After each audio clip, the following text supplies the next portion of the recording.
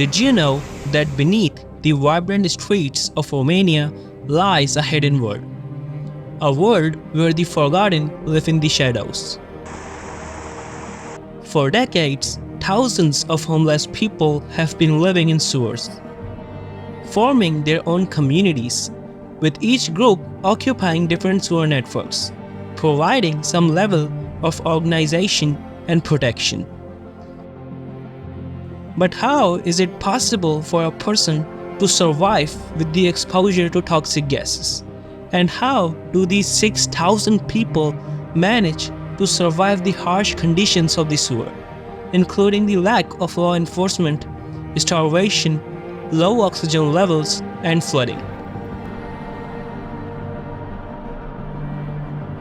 Find out on our channel, The Curious Corner.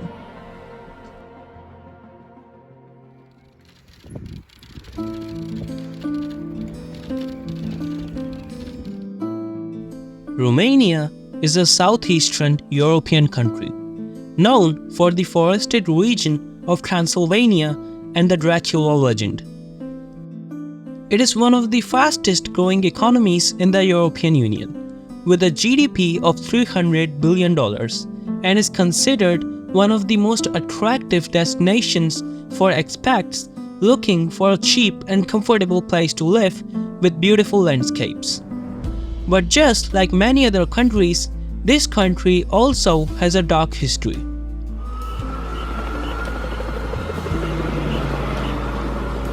During the final stages of World War II, the Red Army of Soviet Union occupied Romania, and even after the war ended, Romania was heavily influenced by the Soviet Union.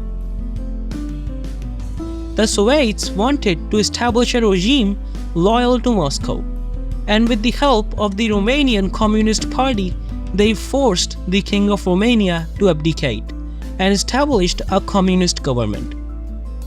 Romania was largely an agrarian society, and due to the World War, the people were already dealing from political and economic instability. Soviet Union exerted control over Romanian industry and agriculture, directing them to align with Soviet economic policies. The communist government implemented aggressive industrialization and urbanization policies, prioritizing industrial development over housing and social welfare, leading to a severe shortage of affordable housing. All the older neighborhoods were demolished to make way for large-scale construction projects, and many people were forcibly relocated to newly built, inadequate housing units, leading to overcrowding and deteriorating living conditions.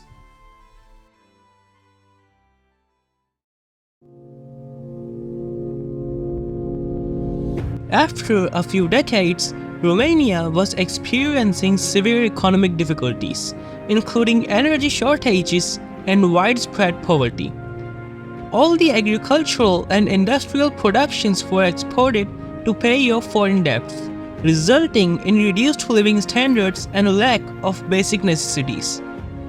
The combination of inadequate housing, economic hardship, and high unemployment pushed some individuals and families into extreme poverty. As the weather was too harsh, especially in winters, some individuals with no other viable options began to seek shelter in the underground sewer systems of Bucharest, which was the capital city of Romania. As each day passed, the number of people living in the sewers increased. The conditions in which these individuals lived were often poorly documented or hidden from public view, and the government's reluctance to address or even acknowledge the problem further compounded the situation.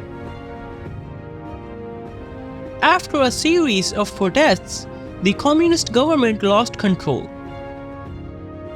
When the Romanian Revolution took over, they established a provisional government, forming a democratic system. However, the sudden shift led to more widespread unemployment and inflation.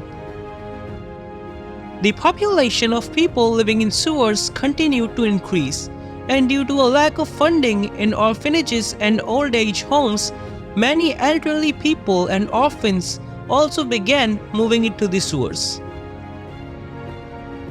During this political turmoil, the use of illegal drugs and criminal activities increased among the homeless population. Criminals and drug peddlers also started living in the sewers, forming different communities and dividing their territories.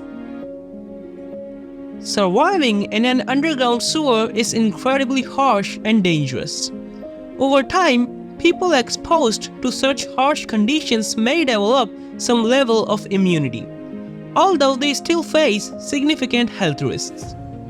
Many people also use makeshift protective gear such as rags or cloths to cover their faces and avoid direct contact with contaminated water.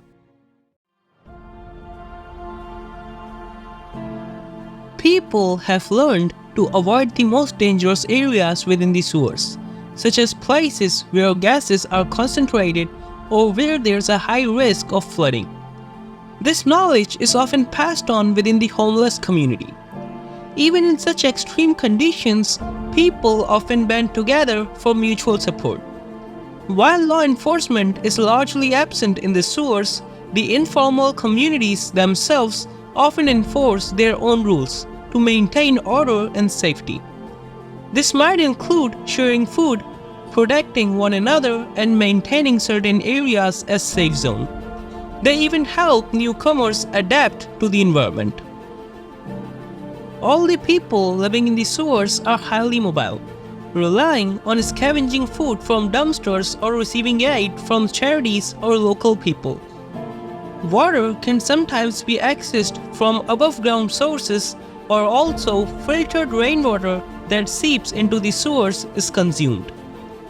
Despite the unsanitary conditions, some individuals manage basic hygiene by using discarded materials or accessing public facilities like water fountains or restrooms when they can. After a few decades, the population living in the sewers is rapidly declining. The Romanian government, along with various NGOs, has implemented social assistance programs that provide housing, medical care, and access to social services.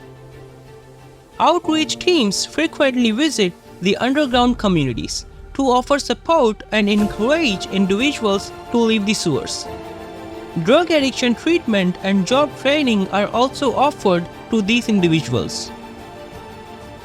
Law enforcement agencies have cracked down on illegal activities that contribute to the sewer population, such as human trafficking and drug distribution, making the sewers less hospitable for these activities.